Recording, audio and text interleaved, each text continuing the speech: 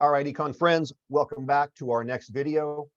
So in our first video on resource markets, we kind of took resource markets broadly and we looked at some of the general factors, the context of resource markets. We know that resources include land, labor, and capital. In this video, we're going to move from that kind of bird's eye view down into a more specific targeted view of labor.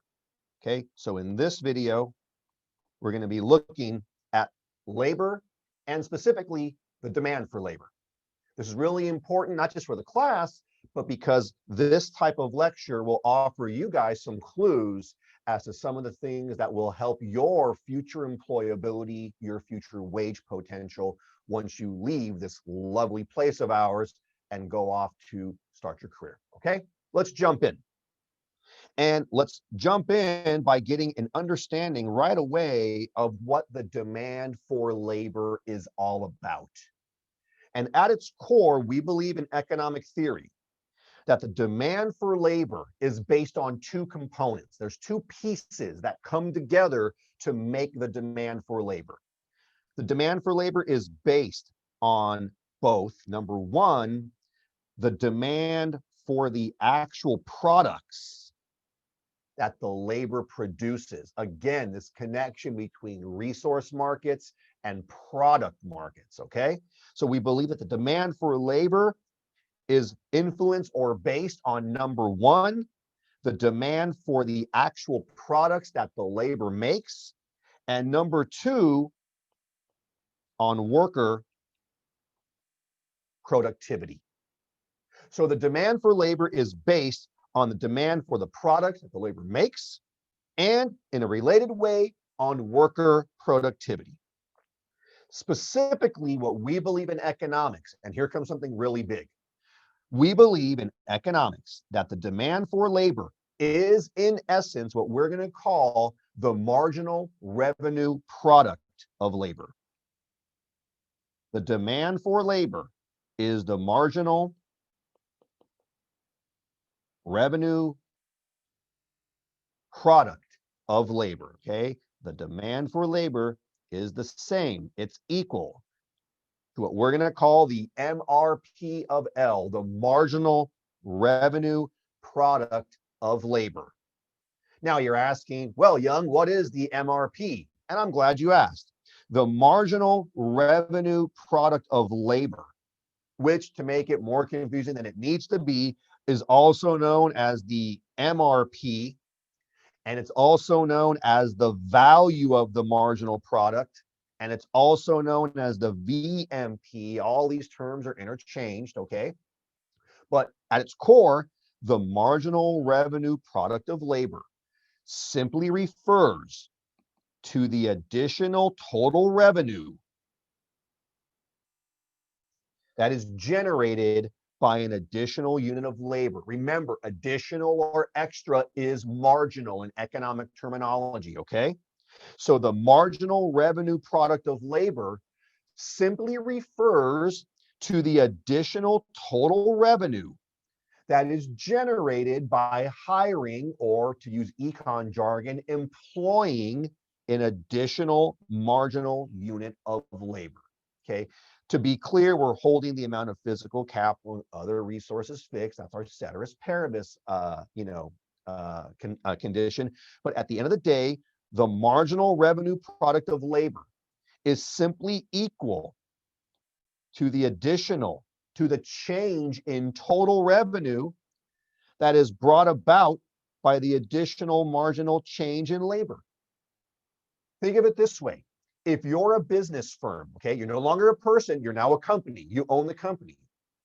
When you're making a decision to hire somebody, what you're really asking is, if I hire this person, if I employ this labor, what's in it for me? How much will this worker contribute? And that worker contribution is the marginal revenue product of labor. It is, if I hire that worker, if I bring that worker on board, how much additional marginal revenue will that worker give me?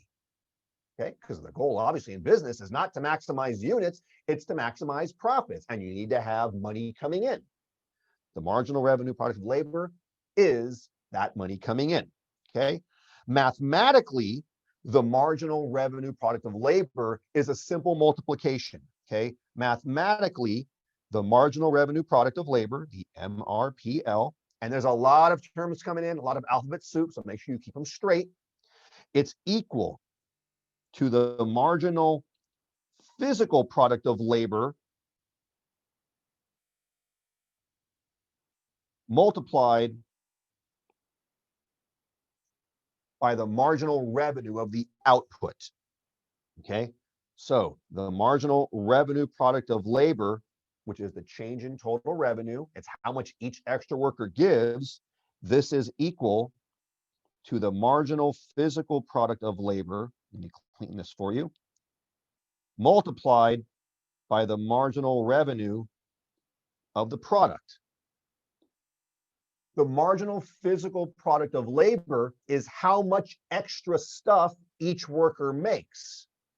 The marginal revenue is how much that stuff brings in, okay? So the marginal revenue product, the amount that each worker actually generates money-wise, is simply the additional output that each worker can bring in, multiplied by the marginal revenue of that output, okay? This should not be new to you. We've already covered the marginal physical product of labor. We covered that a while back when we covered the idea, you might recall, of the production function. We had labor and then total output, and then we took the marginal output and we graphed out the three regions of the production function. So you're already familiar with the marginal physical product of labor. It's simply the additional output that you get from hiring an extra worker. Okay, it's the change in output divided by the change in labor. If you take this number, which is the stuff that each person gives you when you hire them, the amount of stuff, and you multiply that by the marginal revenue, which is what the stuff is worth, then you get the MPP multiplied by the marginal revenue, and that's the marginal revenue product, okay? Sounds complicated. There's a lot underneath it, but you can do this. You've already done it, okay? It's important to point out that in theory, in a competitive market, we learned this back in Perfect Competition, price is equal to marginal revenue. So we can also restate this identity as saying that in a competitive market, the marginal revenue product of labor equals the marginal physical product, how much stuff the worker brings in, multiplied by the price. And you see that right here. The marginal revenue product of labor in a competitive market where P equals MR, it's going to be equal to each worker's extra revenue, which is equal to how much stuff each worker brings in, how much extra physical stuff they make, their productivity, multiplied by the price of the output. Okay, this seems like a lot of stuff. It's really not that bad, and you know it all already. Let's jump in and do this with a quick math analysis, a quick math example to really lock it in. Okay, in this chart, you see 5 columns. Notice that columns 1, 2, and 3, you've already seen before, because these columns are effectively the production function. You see here in column 1, the number of workers, your labor number, going from 0 all the way up to 10 workers. You see here in column 2, Q, which is our quantity, AKA our output, AKA our total product, right? And this tells us how much stuff is made by these workers. And it goes from 0, there you go. And then critically here, and I'm going to highlight it to really show it, in column 3, we have the marginal physical product of labor, which again, you've already crunched out over a month ago in production function, okay? We know, for example, that if we have no workers hired, we don't make anything. If we hire 1 worker, our output goes to 7. So the marginal contribution, the marginal product, the marginal physical product of worker one's labor, okay, the marginal physical product of labor is equal to 7. If we hire a second worker, production goes from 7 up to 15. Well, if worker 1 contributed 7 and workers 1 and 2 contribute 15 total, then worker number 2's marginal contribution is 8. Okay. If we hire a third worker and total output goes from 15 to 25, we would say, well, if workers 1 and 2 gave us 15 units and workers 1, 2, and 3 combined for 25 units, then the marginal product of worker 3 is 10. And you get the idea. You can take this all the way down. You'll notice if you look at this column that you're going to have the regions where MPP is rising and then falling. That corresponds to our production function. So it comes 1, 2, and 3, you already get. Now, let's add in the price of the output. Because remember, at the end of the day, firms do not want to maximize output. They don't care. Output is a means to profits. Firms want to maximize profits, not output. So firms have to take each employee's physical product contribution and put it in money terms. We just multiply by the price. We're assuming here in column 4 that the price of the item is 10. And we're going to assume that in a competitive market, they're a price taker. So every item sells for 10 because they're price takers. Well, take a look. If worker number 1 has a marginal contribution of 7 units, and if each unit sells for $10, then worker number 1's MRP is $70. In other words, what this is saying, my friends, is if you hire worker number 1, your business will gain $70 of marginal revenue. In other words, what you can say, how about this? The marginal benefit of hiring worker 1 is going to be $70 of extra revenue. And you can take this all the way down. We hire worker number 2. They have a marginal physical product of 8 units. Each unit sells for $10. So worker number 2 is generating for our company $80. In other words, worker 2 has a marginal revenue product of $80. Worker 2's marginal benefit to our company, if we hire worker 2, if we employ worker 2, is $80. You take this all the way down, and you can get this column, column number 4, MRP, the marginal revenue product of labor. Here is what's critical. This marginal revenue product of labor is, by definition, the demand curve for labor. This is really important, okay? This marginal revenue product of labor, this column 4, this is also the labor demand curve. Because if you think about it, firms are going to demand labor based on how much money that labor generates, based on how much revenue that labor brings in. So we conclude, we put that together. The marginal revenue product of labor is the labor demand curve, okay? We simply take it by multiplying the price of the item by each worker's marginal productivity, which you know how to calculate, and your aces, okay? So that, my friends, is the labor demand curve. Now let's extend this analysis a little bit, because we now know what the labor demand curve is and how to get it, but we still have to answer the question, how many workers to hire? And as you know, here's a hint, the question of how many in economics, any how many question is ultimately a marginal revenue, marginal cost decision. Marginal analysis is going to come back into here. Let's take this knowledge up here Let's add a couple of small elements step by step, and let's figure out labor market equilibrium. Simply put, labor market equilibrium occurs where the demand for labor, which as you know is the MRP of labor, which you can think of as the marginal revenue of hiring somebody, or even how about this, the marginal benefit of a worker.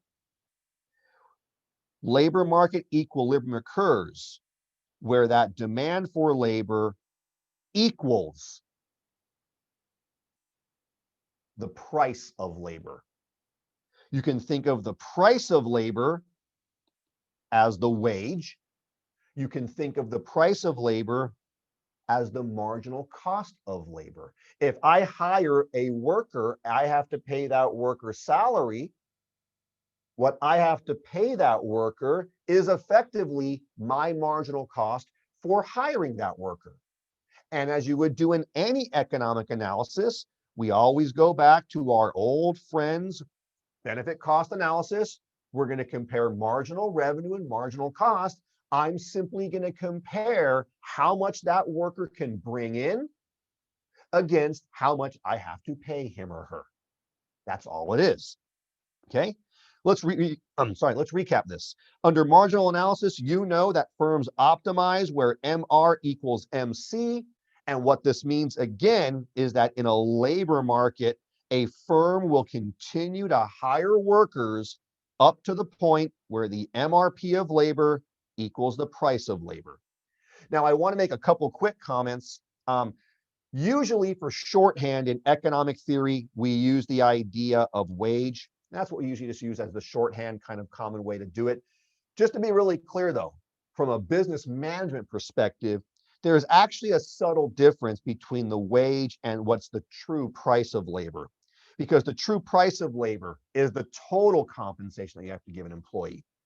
That's going to include their wages, but it's also going to include any kind of benefits, any kind of expenses to hire them, or any kind of training that they get, okay? We're going to stick with the shorthand in this class of wage. But just for your future knowledge, know that if you're an employer, if you're a boss, what you pay a person is not just the wage, but all the different benefits that you have to pay. And also bear in mind that when you're a worker, when you're going for your first job, when you're negotiating your contract, you want to focus not just on your salary, on your wage number, but on your total compensation, your wages, your benefits, your retirement plan abilities, your paid vacations, all those different things, okay? That's a subtle point that's really more business school than economic theory, but I wanted to give it to you, okay? But taking the step back now and going to what we were saying, under marginal analysis, the critical thing, a firm will hire workers up to the point where the MRP of labor, which is the demand curve of labor, which we understood up here, is equal to the price of labor, which we're going to call the wage. And if you look right here, you can see that graphically. The red line, which I'm going to highlight, this right here, is the demand for labor, which is the MRP of labor, which is the VMP of labor. They're used interchangeably, that we plotted out up here. You know, one worker, 70, two workers, 80, et cetera, et cetera. You see that we have labor down here, one worker, 70, two, 80. We simply took the different points that we found here and we plot them here. And this line again, this blue highlighted line, that's the demand for labor, okay? Let's clean that and get it back to red. We compare that demand for labor with the wage. In this case, we're assuming that the wage is $100. In a later lecture, we'll figure out how we got that number. But for now, up here, we assume simply in column 5 that the wage was simply $100. So when we go back to our question of how many workers to hire, all we're doing is a benefit cost analysis. We're just tweaking our terms. We're comparing the marginal revenue of the worker, their MRP, to the marginal cost of the worker, the wage or the price of labor. And we know in economic theory that we make our decisions of how many, we optimize output decisions by producing up to the point where marginal revenue equals marginal cost. And if you look here, you would see that this is going to occur right here at worker number 7. Because up to worker number 7, the marginal revenue product of labor exceeds the wage. You know, for example, worker number 4, this person's going to bring us in $150. They only cost us $100. Hire them. They're generating profit. Worker number 5, generating 140 of marginal revenue product. They only cost us $100 in salary. Hire them. We're going to clear 40 of profit. We'll keep making these decisions, as you know, up until the point where MR equals MC, which in labor context is where the marginal revenue product of labor equals the wage, which occurs right here at worker 7. He brings in 100, he costs 100. Notice, let's go to red for contrast, that we would never, ever hire worker number 8, at least given these situations. Because with worker number 8, he's only bringing in 90, he's costing 100. You hire worker 8, you're losing money. Sorry, worker 8, get the hell out. Okay, that should make sense on the chart. Let's now take it to the graph, and you notice that what I did again, let's recap it. We started off here with the demand for labor. We then added in the wage of 100, and you can see that right here at point E, this is the highest level of output at which the marginal revenue equals the marginal cost. In other words, the marginal revenue product of labor equals the wage. We drop our, oops, that's not straight. We drop our line straight down. And as we saw above, we max out at 7 workers. So this, my friends, is the economics of labor demand. The labor demand curve is the marginal revenue product of labor. The marginal cost of labor is the wage or the price of labor. And we simply hire, we simply employ a resource up to the point, as we see here, where the marginal revenue product equals the wage. Put the point there, drop it down, and there's your number of workers. And I know there's a lot to it, but fundamentally, that's really all there is to it. It's a straightforward optimization question, which you know how to do. Okay? I do want to give a couple of quick notes. Note that number 1, and then not notes, extensions of this. Extension number 1, note that a change in the price of labor will affect how many workers are hired. Okay? We know again that you're going to hire up to the point where the marginal revenue product of labor equals the wage or the price of labor. Okay? Let's take this right here and blow it up. Here you see in blue, right here, a labor demand curve. This is going to be equal to the marginal revenue product of labor. And here you see in red a wage, which we are going to say, oops, let's go to a pen, pardon me, which we are going to say the wage is equal to the marginal cost of labor. So of course, we're going to produce right here. And in this case, we would drop it down and produce, or not produce, hire 4 workers. Okay, nothing new. But let's say, for example, that the wage fell, that the wage falls from $500 to a lower amount, like maybe $300. We take a new one, and this would be the new wage, and notice that you're going to have a new equilibrium point, and you're going to change your hiring. And that makes more sense. It makes sense intuitively that if wages fall, you're going to hire more workers, because there you go. okay? So you can see that a change in the wage is going to affect the hiring decision. Same thing happens. Let's say that we had something, I don't know what it is, maybe a union move or minimum wage laws or something happen, and now the wage goes up from 500 to, let's say, 600. Well, predictably, if the wage goes up, the equilibrium point changes. When we drop it down, we're going to hire fewer workers, okay?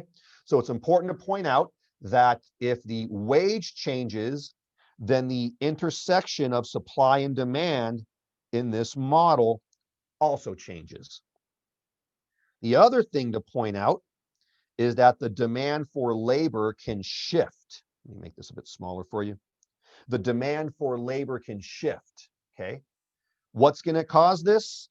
Well, an increase in the demand for, we'll talk about the directions first. We'll talk about the causes later. An increase in the demand for labor will cause the curve to shift to the right, and a decrease will cause the curve to shift to the left. And you can see that right here. We have right here our original demand curve for labor, the original MRP. If labor demand increases, it's going to move the curve out and it's going to shift it to the right. And you can see, of course, that we're going to go from hiring originally 6 workers to now hiring 8 workers, okay? So we can see that there's going to be moves in both the wage rate and the demand for labor that are ultimately going to affect the equilibrium point that we just talked about. Finally, let's wrap it up and let's summarize this by understanding what's going to cause the labor demand curve to shift. And it's not that hard, my friends. You know that the demand for labor is simply the marginal revenue product of labor, which is equal to the marginal physical product of labor times the price of the output. Since the demand for labor is ultimately based on the productivity of the worker, which is here, and the price of the output, which is there, then we're going to say that those are the things that will cause the demand curve to shift. The labor demand curve will shift if, number one, labor productivity changes, because labor productivity affects your MPP. If workers get more productive, demand will increase, shifting the demand curve to the right, more workers hired. If workers get less productive, sadly, the opposite happens. Shifter number 2, the price of the output changes. If the price of the item being made changes, then that's going to affect the marginal revenue product of the worker. Notice that this one's kind of dangerous for workers. Workers can control their own productivity and they can keep learning. But notice that sometimes, just through bad luck, for example, market conditions in the product market change. Okay, remember, you have to keep your product market and your resource market separate, know what they are. But sometimes, through no fault of a worker, changes in the product market will collapse the price of a product. If that happens, if this number here falls, no matter how good a worker is, no matter how productive the worker is, the MRP will also fall. And you're sadly going to see some workers lose their job. Okay, just the way it goes. It's sad, but that's labor economics. So the demand curve will shift if, number one, labor productivity changes. If, number two, the price of the output changes, which can have some pretty drastic effects and really unplanned effects on some workers, depending on what products they're producing. And number three, critical to know, improvements in management or in technology will shift labor demand curves. At the end of the day, understand that good management, that good bosses, that good leadership, as well as good technology, ultimately affects the marginal product of labor. As that goes up, MRP goes up, employment markets bloom, more workers are hired. For those of you who are watching this, who are business majors or who may one day go to business school, ask this simple question. What is it that you're being taught in your business studies? At the end of the day, good business school and good business courses are designed to make you better, more critically thinking managers. That will then translate in your futures to you being able to lead teams that are increasingly productive, thereby generating more value for your firm and making the overall society better off. And that's a part of the reason why I truly believe, outside of this lecture, that good business is really noble and that good business management is critical, because good managers, good bosses, following good practices not only enhance themselves and their teams, but the economic society as a whole. Okay, and with that, my friends, we'll end this video. Thanks for tuning in, and I'll see you next time.